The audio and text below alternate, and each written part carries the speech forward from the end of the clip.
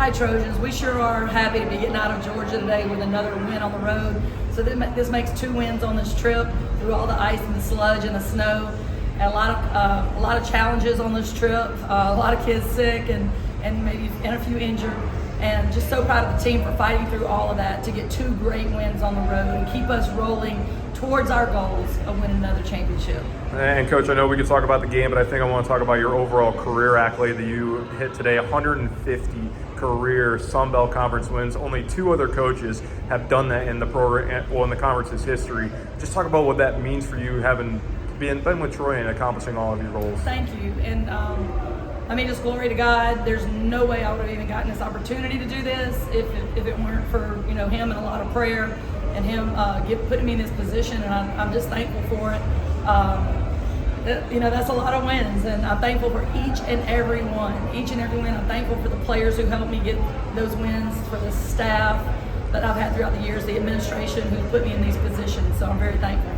And Coach, tonight, obviously, I think adversity is a big word that we can use, whether it was, like you said, the illnesses, the injuries, and then you talk about, there was a turnover struggle in the first half, but you guys overcame that. So what's it like as a coach to kind of see your team battle through all that kind of stuff and still come out with a 4th straight conference victory? That's really fun, right? When you see your team, when you have a string of things happen that doesn't go your way, and instead of dropping their shoulders and having to beg everybody to pick it up, because that's what we have to do sometimes as coaches, they're understanding. They're actually developing elite mindsets where they can turn their own thoughts around and will their own selves for things to go their way again. And so, basketball is a game of runs, ups and downs, and this team is really maturing and understanding that hey, we just got to survive the down runs and be able to turn it around and swing things back in our favor, and that starts with positive thinking. And one other storyline, obviously, Zay Dyer returning to the place where she transferred from, and she comes out and gets her 10th double-double of the season on 18 points and 17 rebounds. Just talk about her performance tonight, able to kind of keep her, kind of utilize those emotions and weaponize those emotions in her return. So glad she had such another tremendous game in front of her home crowd. She had a lot of support here today.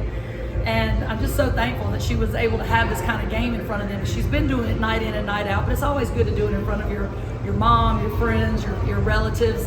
But Zay, the folks listening to this and maybe listening on the radio or reading the articles, you can see that Zay is a bedrock for us. She's just time after time getting double-doubles, and that's so nice to anchor a team around. But what people might not see and probably don't see is the way she is maturing as a young woman and as an athlete, the maturity that she has to be able to pick herself up when things are down or to lead others. We're as proud of her maturity and her growth off the court as we are on the court, but it's all paying off. And Coach, I think the favorite part is now, instead of an 8-hour bus ride to Boone, North Carolina, it's a 3-hour bus ride back home to Troy. You guys have the in-state rivals next up on Thursday. Just talk about what it's going to be like preparing this team. Thankful that this is a shorter bus ride. We're thankful, can't wait to get back to Troy. But yeah, we have a big game coming up on Thursday.